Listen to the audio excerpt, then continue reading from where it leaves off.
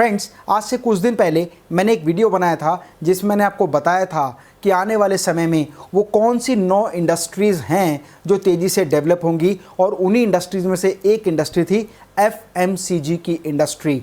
आप में से बहुत सारे लोगों ने मुझसे ये प्रश्न पूछा कि सर, FMCG इंडस्ट्री में हम काम करना चाहते हैं, उसमें एंटर करना चाहते हैं, हमें एक विस्तृत जानकारी चाहिए FMCG के बारे में।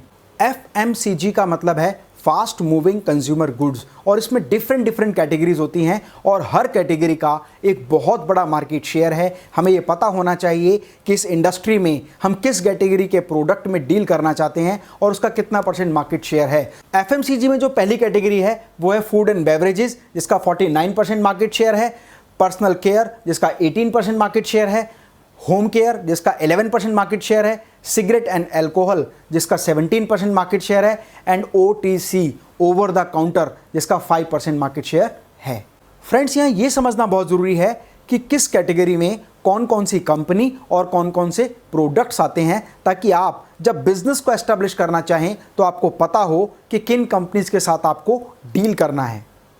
तो समझते हैं पहली कैटेगरी जो है फूड एंड बेवरेजेस की, जिसका 49% मार्केट शेयर है। इसमें कौन कौन से प्रोडक्ट्स और कौन कौन सी कंपनीज आती हैं। फूड एंड बेवरेजेस में सब कैटेगरी हैं, और सब कैटेगरी में सबसे पहली कैटेगरी है वो है staple foods, second category that is impulse, third that is non alcoholic beverages, and the next other foods. तो जो स्टेपल फूड्स हैं जिसका 14% मार्केट शेयर है, उसमें आता है जैसे आटा है, दाल है, चावल है, चीनी है, मसाले हैं। और अगर कंपनीज़ और ब्रांड्स की बात करूं तो ITC, Anupam, Patanjali, organic India. Next category जिसको हम इम्पल्स फूड कहते हैं वो है 8%, और उसमें जो प्रोडक्ट्स आते हैं जैसे आइसक्रीम, चॉकलेट, चिप्स और बहुत सारी डिफरेंट कंपनी हैं, Parle, Amul, Nestle, ITC, Patanjali. And the next non alcoholic beverages like cold drink, juices,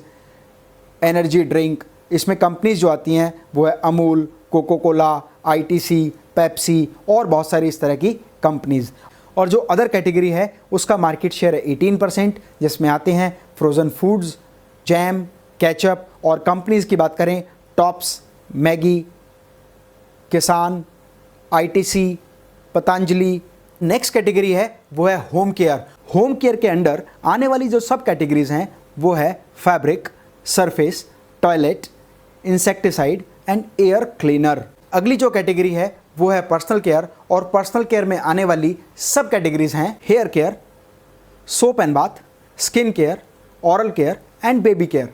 alcohol category में आने वाले प्रोडक्ट और ब्रांड्स हैं IMFL के under Indian manufactured foreign liquor, जैसे Royal Stag, beer and wine, जिसमें डिफरेंट कैटेगरीज के बियर एंड वाइन आते हैं।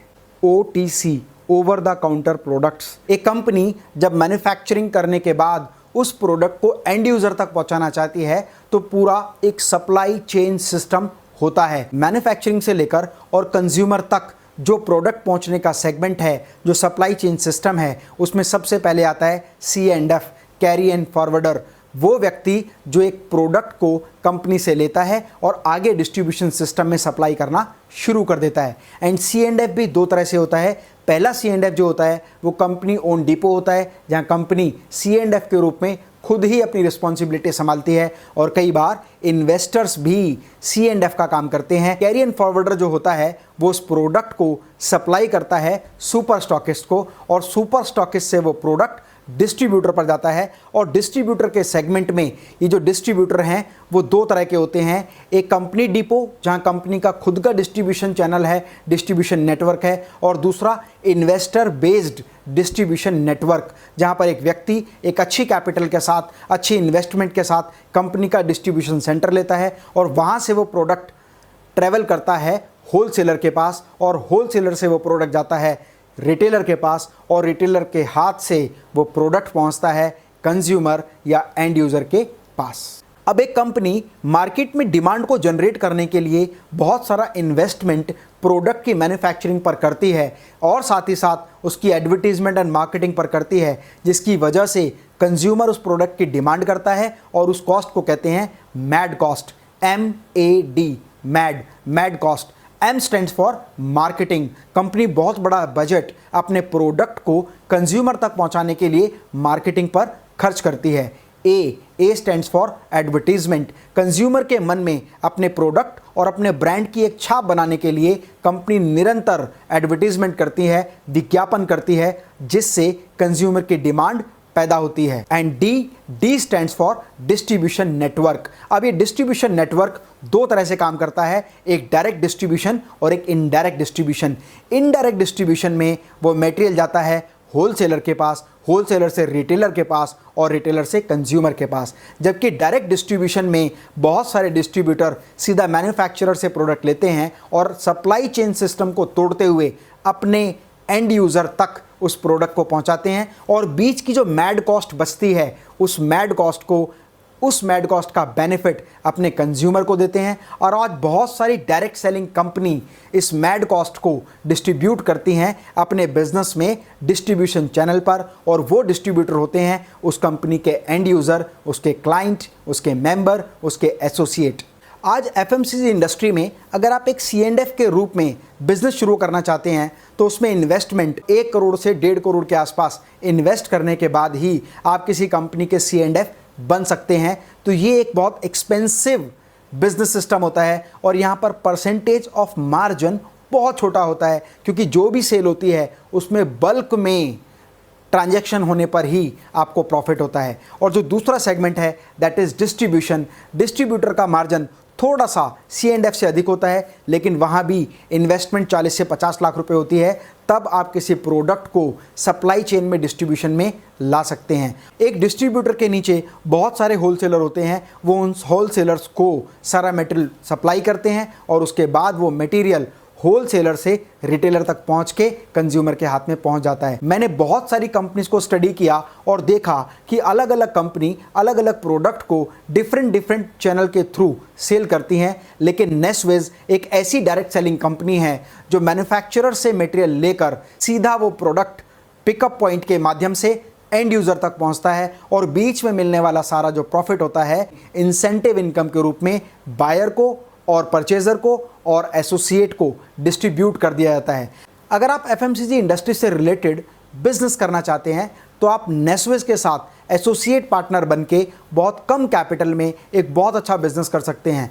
आप ये बिजनेस 12,000 रुपये से लेकर 4-5 लाख रुपए की इन्वेस्टमेंट में शुरू कर सकते हैं और यहाँ पर आपको अपॉर्चुनिटी मिलती है कंपनी के साथ प्रोडक्ट्स में डील करके एक अच्छी इनकम कमाने की। फ्रेंड्स, अगर आप FMCG इंडस्ट्री में बिजनेस करना चाहते हैं, आपके पास पूंजी कम है, आपको नॉलेज कम है, आपके पास स्पेस कम है, आप बड़ी कैपिटल इन्वेस्ट नहीं कर सकते, आप ऐसा काम नहीं करना चाहते जिसमें वर्कर्स की बहुत बड़ी लायबिलिटी आपके ऊपर हो, तो आप नेस्वेज रिटेल्स प्राइवेट लिमिटेड के साथ मिलकर FMCG इंडस्ट्री में एक नया रेवोल्यूशन ला सकते हैं।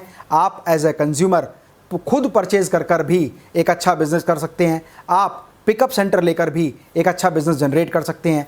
आज हिंदुस्तान में बहुत सारे लोग नेस्वेज रिटेल प्राइवेट लिमिटेड का पिकअप सेंटर लेकर FMCG इंडस्ट्री में एक बेहतरीन काम कर रहे हैं। आज 15 लाख से ज़्यादा कंज्यूमर नेस्वेज रिटेल प्राइवेट लिमिटेड से FMCG के प्रोडक्ट्स खरीद रहे हैं। तो यदि आप FMCG इंडस्ट्री में काम करना चाहते हैं तो दिए हुए बोर्ड नंबर पर नेस्वेज रिटेल प्राइवेट लिमिटेड की टीम को कॉन्टैक्ट करें। मेरा रिक्वेस्ट है, हमारी टीम को कॉल ना करें, बोर्ड पर दिए हुए नंबर पर कॉल करें। यहीं आपको नेस्वेज के पिकअप सेंटर से संबंधित सारी जानकारी मिलेगी। मैं डॉक्टर अमित महेश्वरी आपके सुनहरे भविष्य की कामना करता हूं। जय हिंद, जय भारत।